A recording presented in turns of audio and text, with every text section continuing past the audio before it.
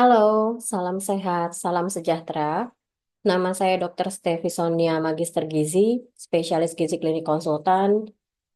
Saya akan menjelaskan dalam video ini dasar-dasar Bioelectrical Impedance Analysis atau disingkat sebagai BIA. Sebagai pokok-pokok bahasanya adalah prinsip kerja BIA, jenis-jenis alat BIA, faktor-faktor yang dapat mempengaruhi hasil, kontraindikasi BIA dan kondisi-kondisi pasien yang dapat menghalangi pemeriksaan atau menyebabkan kesulitan interpretasi hasil. Jadi apa itu BIA? BIA adalah cara mengukur komposisi tubuh, yaitu massa lemak, prediksi massa otot, dan lain-lain dengan cara mengukur impedans bioelektris dalam tubuh. Jadi BIA itu adalah suatu cara, sementara untuk alat sendiri seringkali disebut sebagai Body Composition Analyzer, sementara BIA itu adalah metodenya. Jadi cara melakukan BIA ini prinsipnya adalah dengan mengukur resistensi atau disingkat R besar. Resistensi ini adalah tingkat kesulitan listrik untuk melewati suatu senyawa. Kita tahu dalam tubuh kita ada berbagai senyawa, ada jaringan lemak, ada jaringan otot, ada air, ada senyawa-senyawa yang lainnya.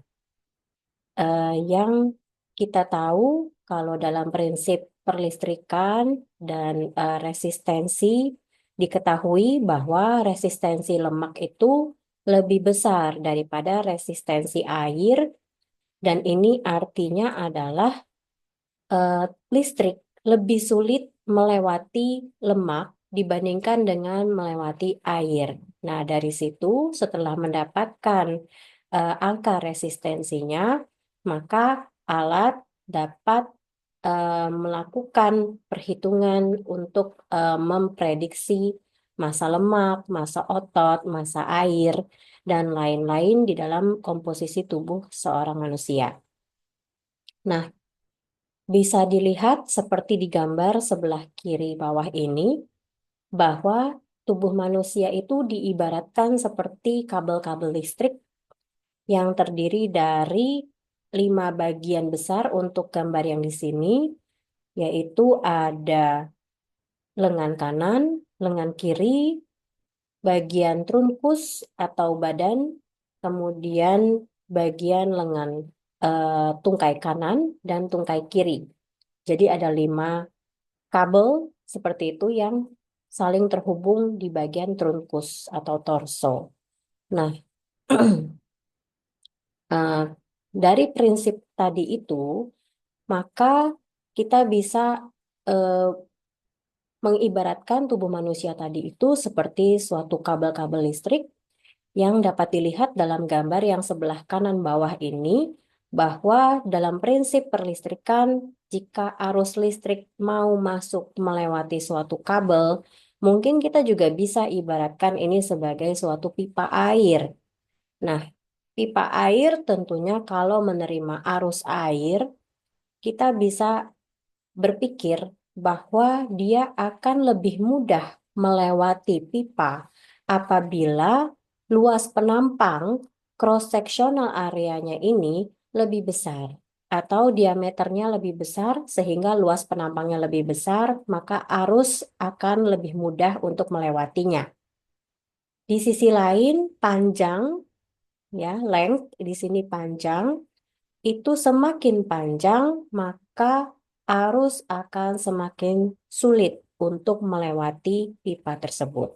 Jadi berdasarkan prinsip itu, arus listrik lebih mudah melewati pipa atau kabel seperti itu apabila luas penampangnya lebih besar, tapi lebih sulit melewati jika pipa atau kabelnya semakin panjang. Nah, jadi dari sini ada prinsip kelistrikan di mana yang bisa diterapkan pada tubuh manusia cross-sectional area ini bisa diibaratkan sebagai lingkar pinggang atau dari berat badan seperti itu. Kemudian eh, length ini bisa diambil datanya dari tinggi badan.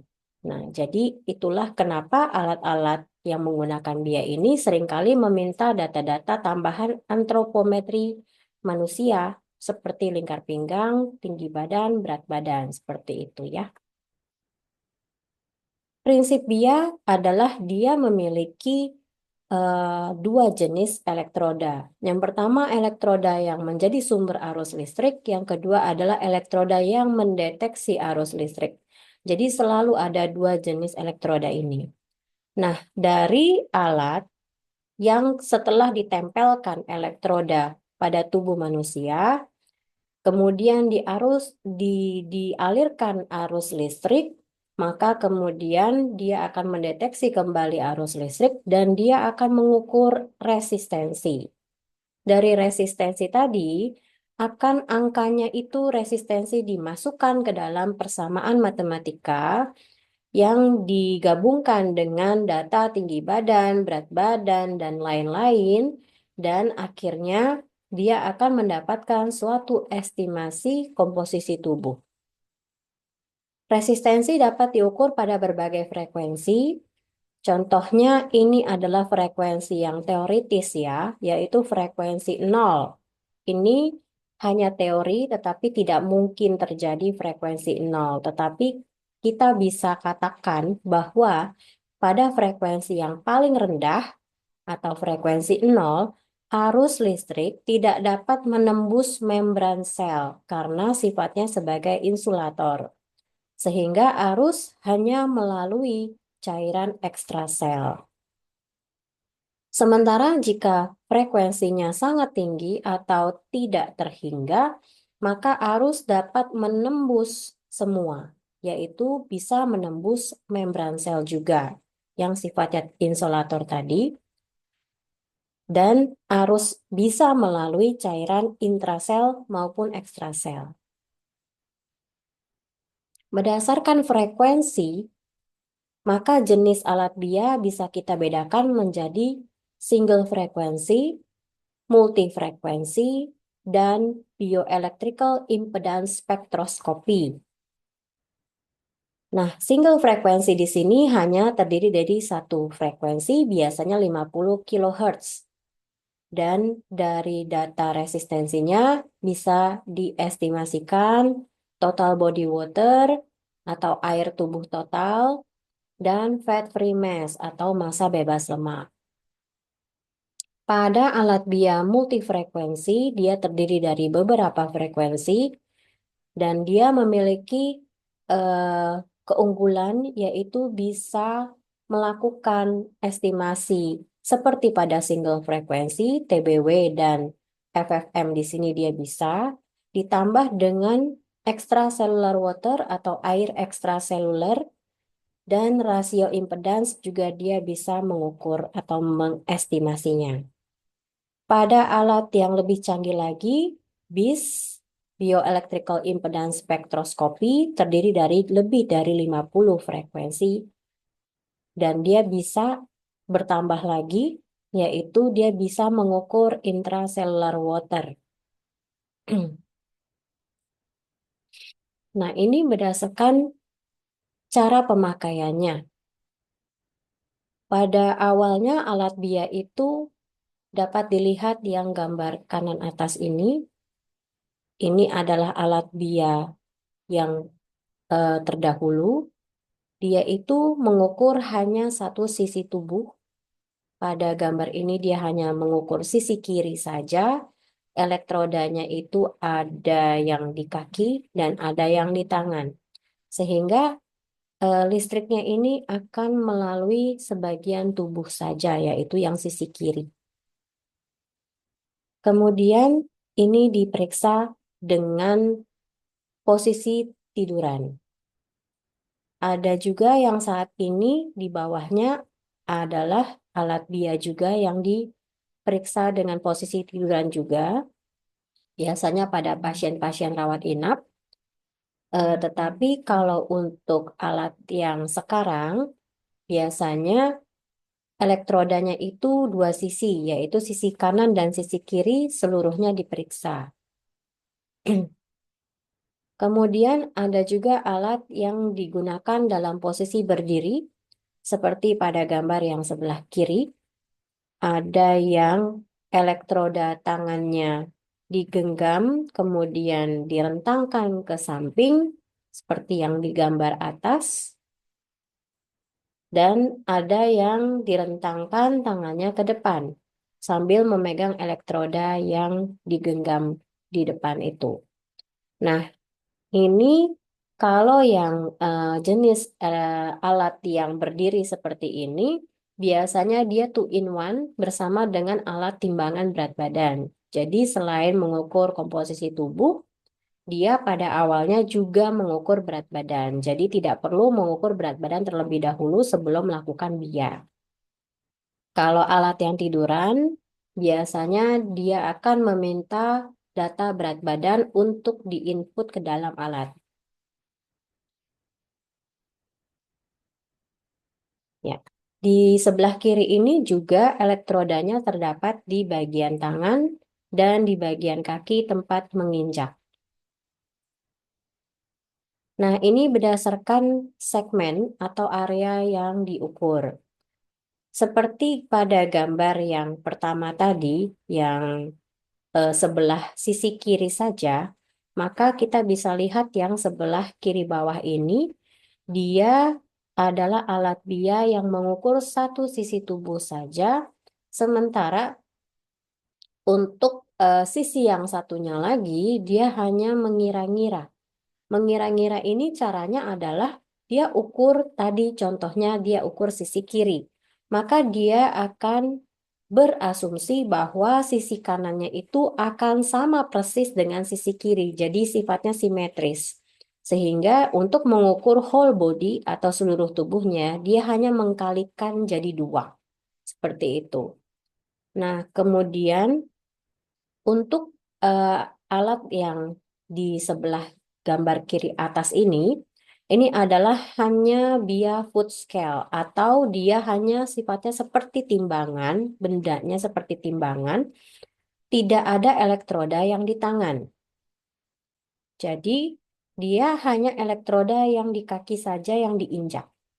Nah, di situ dia mengukur yang sebelah bawah saja, sementara yang sebelah atas, trunkus dan ke atasnya itu tidak diukur dan lengan juga tidak diukur. Jadi dia hanya mengukur dari tungkai dan pinggul bagian bawah dan hanya mengestimasi, mengira-ngira jumlah atau komposisi tubuh pada tubuh bagian atas dan lengan. Di sisi lain ada juga alat BIA yang dipegang saja sementara tidak ada elektroda kaki. Jadi karena dipegang dia elektrodanya hanya di tangan, maka dia hanya mengukur sisi tubuh bagian atas dan kedua lengan. Sementara trunkus bagian bawah dan tungkai tidak diukur, hanya dikira-kira saja. Dan yang terbaru, alat-alat BIA yang belakangan ini muncul biasanya sudah yang sebelah kanan bawah ini, ya. Ini dia mengukur seluruh tubuh kecuali kepala. Jadi dia mengukur lengan, kedua lengan, trunkus, dan kedua tungkai. Biasanya elektrodanya terletak di tangan dan di kaki. Ada juga prinsip bahwa biaya ini dapat mengukur secara segmental atau hanya di bagian tubuh tertentu saja. Biasanya di 5 bagian tadi yang di awal dijelaskan, yaitu di lengan kanan, lengan kiri, trunkus, tungkai kanan, dan tungkai kiri. Pembagiannya biasanya seperti itu. Tetapi tidak menutup kemungkinan juga bahwa biaya ini dapat dilakukan pada area-area yang lebih spesifik lagi, contohnya pada gambar yang sebelah kanan ini, dia dapat ditempatkan elektroda di berbagai posisi tubuh jika kita ingin melihat suatu bagian tertentu.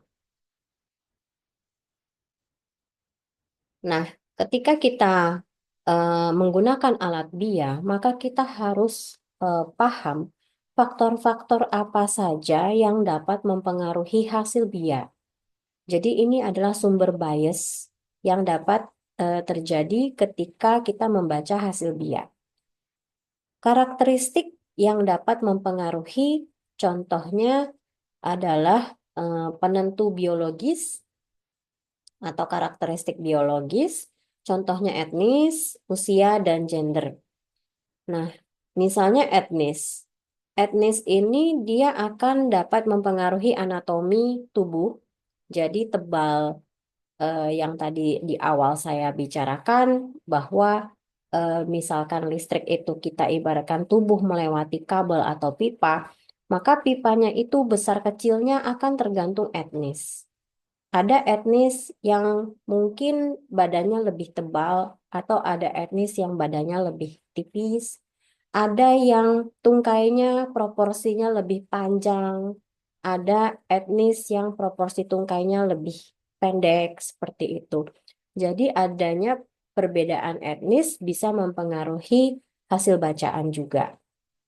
Kemudian ada usia yang dapat mempengaruhi hidrasi jaringan dan komposisi dari bagian-bagian tubuhnya. Ada juga gender yang kita ketahui kalau perempuan itu dia lebih banyak lemaknya dibandingkan dengan laki-laki. Sementara laki-laki lebih banyak ototnya dibandingkan dengan perempuan. Dan juga ada bagian-bagian tubuh lain yang secara spesifik juga berbeda. Misalnya dari segi bentuk ya. Nah, rekomendasi untuk eh, penentu biologis ini etnis, usia, dan gender adalah menggunakan persamaan matematika yang spesifik, yaitu sudah divalidasi untuk etnis yang kita ingin periksa.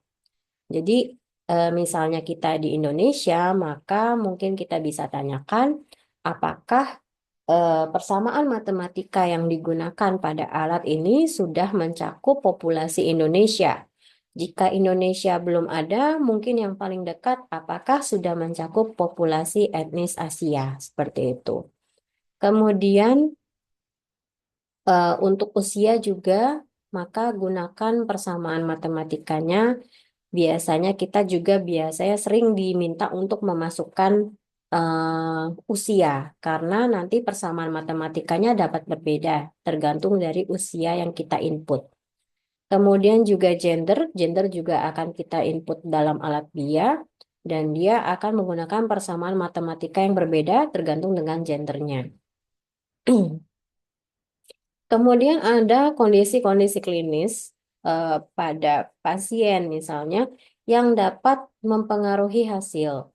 Contohnya yang paling sering adalah perubahan hidrasi. Di sini bisa berupa dehidrasi maupun overhidrasi. Nah, ini dapat mempengaruhi dan sangat mempengaruhi hasil. Jadi, pada kondisi yang sudah diketahui pasien dengan dehidrasi atau pasien dengan overhidrasi, misalnya dia dengan edema, dengan asites, atau dengan perubahan hidrasi yang lainnya, maka kita bisa menyarankan yaitu bisa menggunakan BIA yang segmental. Kita periksa pada bagian yang tidak terpengaruh hidrasinya, tapi biasanya ini untuk dehidrasi sulit karena seluruh tubuhnya akan terpengaruh. Tetapi kalau misalkan dia hanya asites saja atau dia hanya edema tungkai bawah saja, mungkin kita masih bisa periksa bagian tubuh yang lainnya yang tidak terpengaruh edema. Kemudian obesitas biasanya di sini akan menjadi bias apabila dengan indeks massa tubuh atau BMI yang sangat tinggi, yaitu pada di atas 35 kilogram per meter persegi. Ini menurut jurnal yang saya gunakan.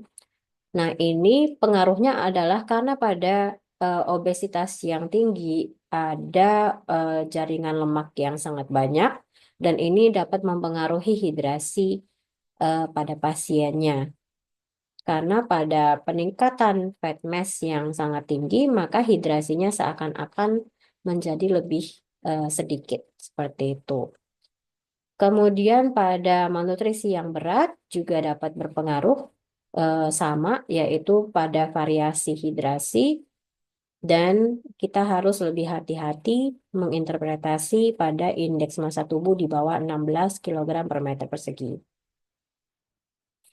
Nah, kemudian yang terakhir ada kondisi klinis gangguan neurologis yang bisa mempengaruhi konduktivitas arus akibat dari irregularitas jaringan atau malformasi. Contohnya yang paling sering misalnya seperti stroke. Stroke itu kita tahu bahwa sering terjadi parese atau kelemahan satu sisi tubuh atau kita sebut hemiparesis. Nah, ketika hemiparesis sudah berlangsung dalam hitungan beberapa minggu hingga bulan, mungkin kita sudah tahu juga bahwa akan terjadi perubahan dari komposisi jaringan di bagian yang parese atau bagian yang lemah itu. Contohnya dia akan terjadi atrofi dari otot. Nah, ini dapat mempengaruhi keseluruhan hasil karena dia akan mempengaruhi bagian yang sehat karena diperiksa seluruh tubuhnya. Jadi untuk kasus seperti ini bisa kita gunakan segmental, yaitu kita hanya periksa satu sisi tubuhnya saja di sisi yang masih sehat. Seperti itu. Dan tentunya kita juga harus melakukan follow up atau monitoring untuk melihat tren dari perubahan eh, sebagai monitoring komposisi tubuhnya. Jadi sebagai pertimbangan untuk pemilihan alat, tadi kita sudah ketahui ada berbagai jenis alat, kemudian faktor yang dapat mempengaruhi. Kita masih bisa sebenarnya menggunakan single frekuensi dia yang kita tahu harganya juga lebih murah, tetapi kita harus pastikan memang orang ini tidak ada perubahan hidrasi dan dia akan lebih sesuai untuk orang yang sehat. Atau biasanya kita gunakan ini pada pasien rawat jalan, tapi dengan tetap memperhatikan faktor-faktor bias yang tadi. Kemudian persamaan yang digunakan, nah ini harus ditanyakan kepada produsen alat. Jadi persamaan yang digunakan itu sudah divalidasi untuk populasi apa saja. Nah, sebaiknya dia sudah divalidasi pada populasi pasien yang spesifik untuk ras, usia, dan jenis kelaminnya. Yang tadi saya katakan, kalau kita di Indonesia, mungkin kita tanyakan apakah sudah divalidasi untuk orang Indonesia atau pada etnis Asia. Pada subjek dengan perubahan atau kemungkinan perubahan status hidrasi, kita bisa lebih memprioritaskan penggunaan multifrekuensi atau BIS karena single frekuensi pasti akan terpengaruh. Pada multifrekuensi pun pada perubahan hidrasi yang sedikit mungkin kita masih bisa baca hasilnya, tetapi pada perubahan hidrasi yang signifikan multifrekuensi kadang-kadang juga terpengaruh hasilnya. Jadi harus hati-hati ya ketika membaca hasil BIA, terutama pada yang kita ketahui atau ada kemungkinan perubahan status hidrasi baik over maupun dehidrasi. Kemudian eh, BIA ini juga kurang akurat tadi pada IMT di bawah 16 dan di atas 35. Ada kepustakaan lain yang mengatakan di bawah 18 dan atau di atas 34. Kemudian kita juga harus baca petunjuk alat sebelum menggunakan. Karena alat ini kan beda-beda semua, berbagai macam merek, cara penggunaannya berbeda-beda. Jadi sebaiknya sebelum digunakan kita harus baca betul bagaimana cara menggunakannya karena bisa saja ada perbedaan dari yang akan saya ajarkan di slide selanjutnya maupun pada video yang berikutnya. Sebagai persiapan alat dan tempat, sebelum kita menggunakan alat BIA, ada berbagai pertimbangan. Yang pertama, memastikan instrumen BIA diservis setiap 2 tahun. Ini tujuannya adalah supaya alat terkalibrasi dan hasilnya bisa dikatakan valid. Saat digunakan, pastikan instrumen BIA berada di atas permukaan yang stabil dan tidak bergerak. Kemudian, jika alat BIA ini adalah alat BIA yang jenis berdiri atau scale yang disertai dengan timbangan berat badan, kita juga sebaiknya menggunakan ditaruh di atas permukaan yang keras dan stabil, juga tidak boleh bergerak-gerak. Selain itu, jangan gunakan alat di tempat yang berdekatan dengan alat MRI atau alat bedah berfrekuensi tinggi, di ruang bertekanan tinggi, di tempat dengan kandungan oksigen tinggi, di tempat yang mengandung gas yang mudah terbakar, di tempat yang berdekatan dengan sumber panas atau yang terkena sinar matahari langsung. Ini adalah tujuannya supaya alat kita ini lebih awet. Dan yang terakhir, jangan sampai menjadi sumber api seperti itu, karena pada saat penggunaan alat juga akan menghasilkan panas dan jangan sampai menyebabkan kebakaran.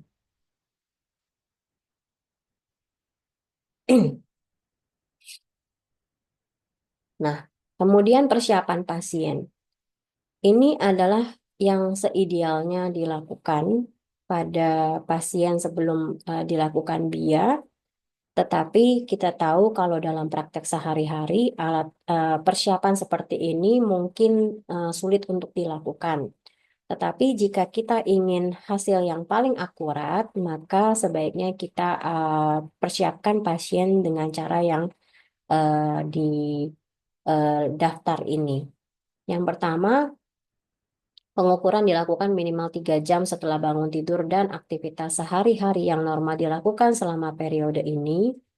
Pemeriksaan dilakukan minimal 12 jam setelah olahraga, minimal 3 jam setelah makan. Sehari sebelumnya tidak boleh makan minum berlebihan. 12 jam sebelum pemeriksaan tidak boleh minum alkohol. Tidak dilakukan saat periode menstruasi pada wanita. Jika kita melakukan pemantauan atau ulangan, sebisa mungkin dilakukan pemeriksaan pada waktu atau jam yang sama. Pastikan pasien telah berkemih sesaat sebelum pemeriksaan. Dan jika alat yang digunakan adalah jenis yang berbaring, maka pasien kita minta berbaring minimal 10 menit sebelum pengukuran. Nah, ini persiapan-persiapan ini semuanya adalah terutama untuk meminimalisir pengaruh dari faktor hidrasi. Jadi, eh, tubuh manusia itu ada variasi hidrasi secara diurnal, atau kita bisa katakan hidrasi pada pagi hari, kemudian beberapa jam sesudahnya siang hari, sore hari, malam hari. Nah, itu variasi terjadi variasi dari hidrasi. Jadi, kita usahakan ketika kita melakukan pemeriksaan, apalagi yang diulang, kita lakukan pada jam yang sama, pada kondisi hidrasi yang kurang lebihnya mirip seperti itu. Ini yang setelah bangun tidur, setelah olahraga, minum alkohol, setelah makan. Ini juga prinsipnya adalah karena faktor-faktor tadi itu dapat mempengaruhi hidrasi. Begitu juga dengan periode menstruasi, karena dapat mempengaruhi hidrasi di bagian tubuh yang tertentu. Kemudian berkemih juga sama. Dan untuk proses yang meminta pasien berbaring, nah ini gunanya adalah supaya hidrasi itu seimbang dari tubuh bagian atas hingga tubuh bagian bawah, karena mungkin membutuhkan kira-kira 10 menit untuk menyeimbangkan hidrasi yang biasanya kalau kita duduk atau berdiri maka hidrasi lebih banyak terkumpul seperti darah seperti itu ya di bagian kaki bagian bawah, tetapi kalau kita tiduran mungkin hidrasinya agak lebih merata sampai ke atas, tetapi butuh waktu kira-kira 10 menit supaya bisa menyeimbangkan diri. Kemudian meminta pasien untuk melepas aksesoris berbahan logam dan tidak menyentuh benda-benda berbahan logam. Pasien diminta untuk meninggalkan handphone dan aksesoris di meja atau dititipkan kepada keluarga pasien. Tentunya menggunakan aksesoris berbahan logam ini bisa berpengaruh karena dia sifatnya konduktor dan dapat mempengaruhi hasil terutama dari segi kelistrikan. Kemudian pasien juga dan dokter sendiri atau pemeriksa sendiri diharapkan juga tetap meninggalkan handphone minimal berjarak 1 meter dari alat. Fungsinya supaya tidak ada interupsi dari gelombang handphone terhadap alat. Kontraindikasi dari pemeriksaan dia ada kontraindikasi yang absolut hanya satu, yaitu penggunaan pacemaker atau implan elektronik lainnya. Nah, ini karena dia tetap memberikan memberikan arus listrik meskipun arus yang kecil dan tidak terasa bahkan pada pasien itu tidak ada rasanya, tetapi ditakutkan jika melewati si pacemaker atau implan elektronik yang lainnya dapat menyebabkan interupsi dan dapat mengganggu kerjanya alat pacemaker atau implan yang lainnya, sehingga ini bisa berpotensi fatal. Jadi disarankan untuk selalu menanyakan apakah pasien menggunakan pacemaker atau implan elektronik yang lainnya. Kontraindikasi relatif yang lainnya adalah penggunaan alat prostesis atau implan ortopedik karena dia mungkin dapat bersifat konduktor ataupun isolator ya, jadi sangat mempengaruhi hasil.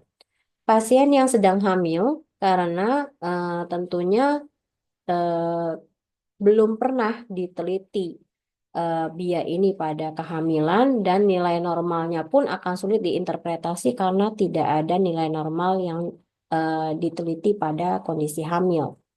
Kram otot atau tremor ini biasanya akan menyulitkan pemeriksaan juga karena konduktivitas ototnya akan terganggu, berubah-ubah seperti itu sehingga kadang-kadang menyebabkan measurement error. Jadi alatnya tidak mau membaca hasil. Pasien terhubung dengan sistem life support elektronik seperti jantung atau paru artifisial ini juga takutnya mengganggu dari hasil. Kemudian pasien terhubung dengan alat medis elektronik portable seperti alat EKG atau infusion pump. Eh, yang sudah diketahui adalah ketika alat BIA sedang memberikan arus listrik, maka bacaan EKG dapat terjadi perubahan. Jadi ini perlu diketahui supaya tidak kaget gitu ya ketika EKG-nya menunjukkan hasil yang agak aneh, padahal penyebabnya adalah alat bianya sedang memberikan arus listrik atau sedang running. Tapi ini sifatnya temporer saja ya. Kemudian adanya aritmia jantung yang mungkin akan berpengaruh terhadap perlistrikan jantung. Adanya abnormalitas anatomi tubuh, misalnya amputasi ekstremitas, ya tentunya ini juga akan berpengaruh.